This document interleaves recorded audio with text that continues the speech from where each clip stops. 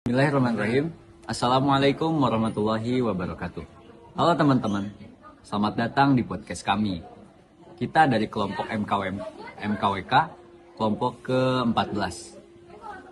Tema yang kami ambil adalah ibadah mantap, akademik tetap, rahasia waktu yang tepat. Saya Syakir,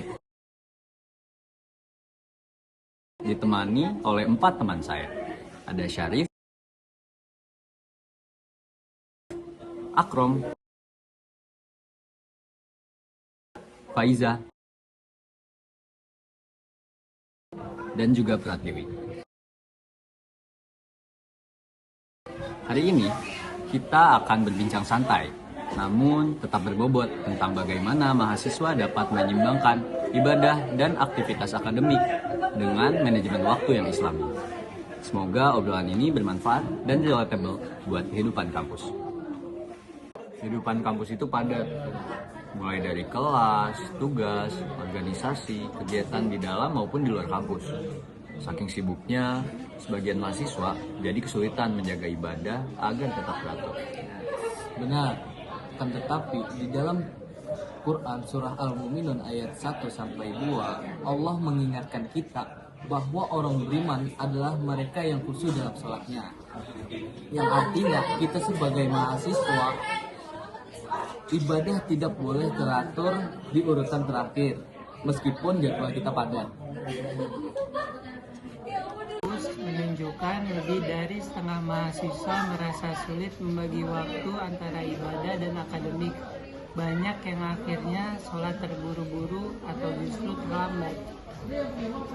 Nah, padahal Islam sudah memberikan struktur waktu lewat sholat lima waktu, dan itu sebenarnya bisa dijadikan sebagai landasan dasar untuk menyusun rutinitas yang lebih teratur dan lebih rapi. Betul sekali teman-teman, jadi persoalannya itu bukan hanya tentang kesibukan, tetapi kan juga karena pola. Seandainya kita bisa menempatkan ibadah sebagai prioritas, maka aktivitas lainnya biasanya akan mengikuti, bahkan bisa lebih baik. Kita masuk ke inti diskusi.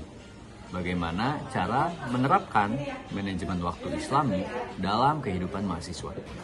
Jadi, menurut saya, langkah pertama adalah menjadikan jadwal sholat sebagai penanda waktu utama, agar kita dapat menyesuaikan waktu akademik dengan waktu ibadah kita, bukan malah sebaliknya.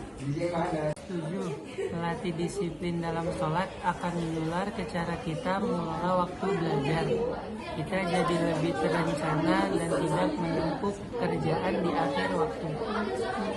Nah, menurut saya pribadi, pentingnya untuk melakukan evaluasi setiap harinya.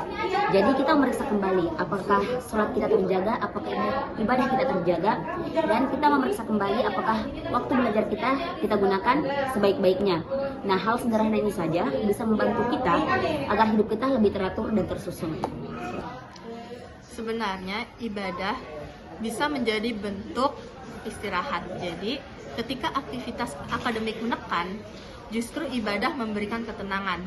Jadi sebenarnya dua hal ini bukan saling mengganggu, tapi bisa saling mendukung, bisa saling melengkapi juga. Kalau dikaitkan dengan produktivitas mahasiswa, menurut kalian bagaimana pengaruhnya? Oke, jadi menurut saya, ibadah yang teratur itu membuat pikiran kita lebih fokus.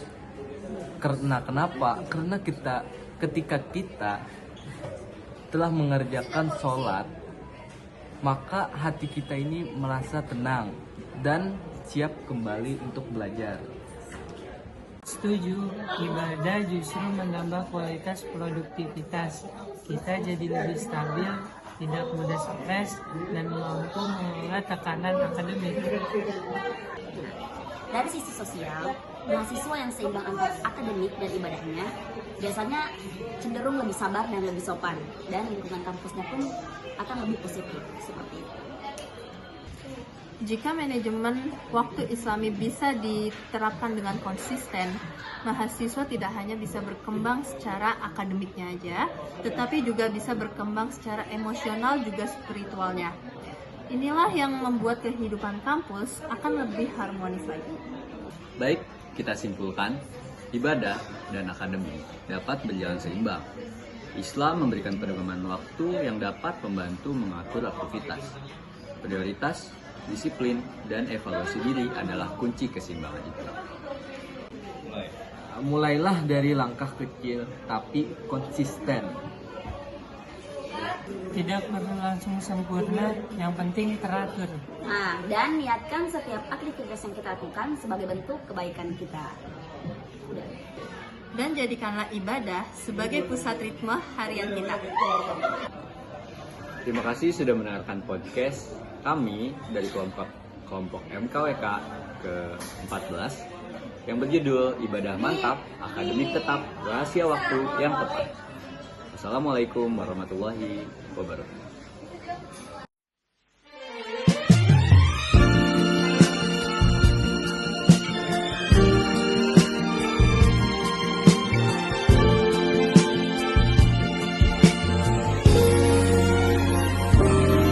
Yesterday,